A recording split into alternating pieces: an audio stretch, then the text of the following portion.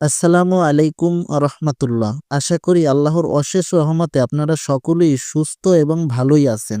ইট পাথরের এই ব্যস্ত দুনিয়ায় আমরা মাঝে মাঝেই হারিয়ে যাই যান্ত্রিকতার ভিড়ে। তাই আজ আমি আপনাদেরকে নিয়ে যাব একদম শিকড়ের কাছে, আমাদের গ্রামের সেই চিরচেনা মনোমুগ্ধকর সৌন্দর্য আর মাঠ ভরা সতেজ সবজির রাজ্যে।